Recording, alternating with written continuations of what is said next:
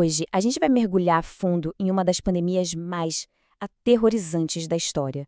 Uma doença que não só matou milhões, mas que redesenhou o mapa da sociedade de um jeito que a gente sente até hoje. Essa é a história da peste negra. Então, vamos fazer uma viagem no tempo. Imagina só, o ano é 1347. A gente está em pleno mundo medieval, sabe? Castelos, cavaleiros. Mas, no horizonte, uma sombra começa a se formar. Uma sombra que ninguém esperava. Pensa no som que ecoa pelas ruas de pedra daquela época. O som constante de sinos de igreja. Só que, olha, não é um som de festa, de celebração. Nem mesmo um chamado para missa, não. É um som fúnebre. Um anúncio de morte. E ele vai ficando cada vez mais e mais frequente até virar basicamente a trilha sonora de um continente inteiro desmoronando. Um inimigo invisível tinha acabado de chegar. Ok, mas para a gente entender como essa catástrofe toda chegou na Europa, a nossa história não começa lá não. A gente tem que ir para muito, muito longe. Lá para as planícies da Ásia Central. É lá que tudo começou. Pois é, de certa forma, a globalização daquele tempo abriu o caminho para tudo isso.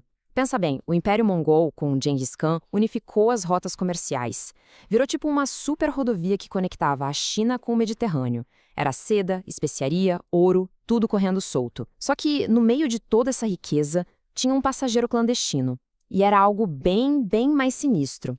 E o mecanismo de contágio era, nossa, de uma simplicidade mortal. Era assim, ó. Tudo começava com uma bactéria, a tal da Yersinia pestis. Essa bactéria vivia dentro de pulgas. As pulgas, por sua vez, infestavam os ratos, principalmente os ratos pretos. E esses ratos, esses eram os viajantes perfeitos. Entravam de penetra nos navios, nas caravanas e levavam a doença por milhares e milhares de quilômetros. Bastava uma única picada de pulga, uma só. Olha, a doença podia até ter se espalhado mais devagar. Mas um evento bem específico, lá em 1346, simplesmente pisou no acelerador dessa catástrofe de um jeito terrível. Foi um ponto de virada. Vamos para Cafa. Imagina uma cidade portuária super próspera, uma colônia de Gênova, lá no Mar Negro.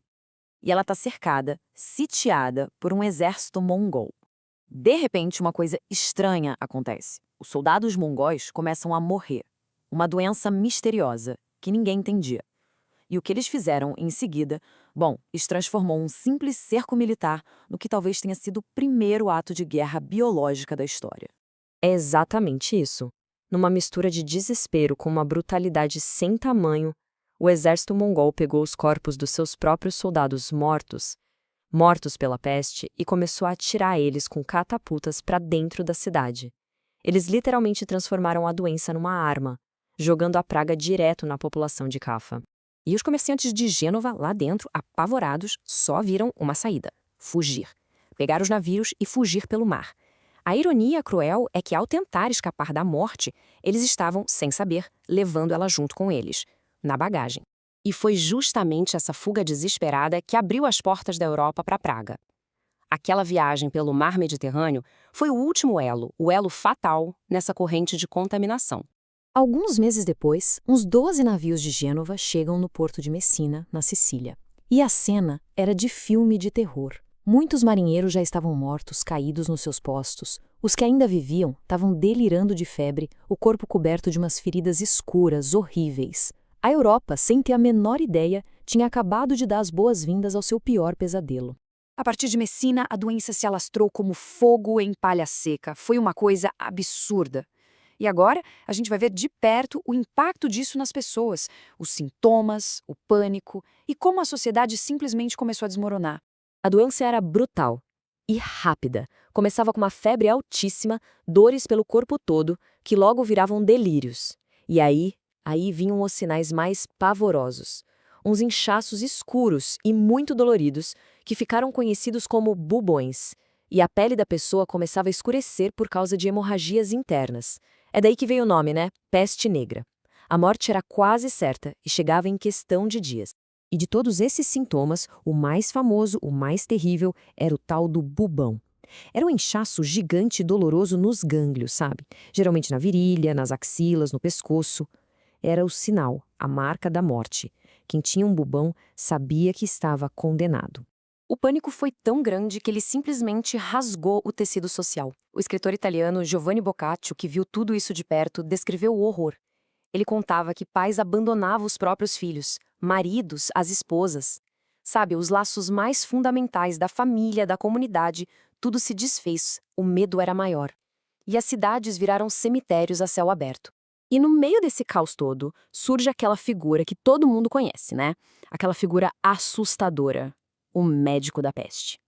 Mas olha que interessante, aquele traje bizarro não foi feito para assustar. Tinha uma lógica por trás. Aquela máscara com o bico comprido era cheia de ervas aromáticas, porque eles acreditavam que a doença vinha pelo ar ruim, pelo miasma. Então aquilo seria um filtro. E a vareta era só para poder examinar os doentes sem precisar encostar. Bom, com o tempo, a pandemia foi perdendo força, mas o estrago já estava feito. Ela deixou para trás um continente completamente transformado, irreconhecível. E o legado mais brutal dessa tragédia a gente vê nos números. Os números são uma coisa difícil até de imaginar. As estimativas mais aceitas dizem que a peste negra matou, pasmem, entre 30% a 50% da população inteira da Europa. Em algumas cidades, esse número chegou a 75%. Pensa nisso. Metade de um continente, simplesmente dizimado. 50%. Uma em cada 2 pessoas. Essa foi a escala da devastação. E uma perda desse tamanho, claro, mudou tudo. A economia virou de cabeça para baixo, com menos gente para trabalhar, a mão de obra ficou rara e os camponeses ganharam poder, o que ajudou a acabar com a servidão. A fé das pessoas foi profundamente abalada. A estrutura de poder do mundo foi redesenhada para sempre. E tudo isso nos leva a uma reflexão final, né? A peste negra foi um lembrete brutal do poder que um inimigo invisível, microscópico, tem de virar o mundo de cabeça para baixo, de mudar o curso da história. É uma lição sobre a nossa própria vulnerabilidade, uma lição que, de tempos em tempos, a história faz questão de nos lembrar.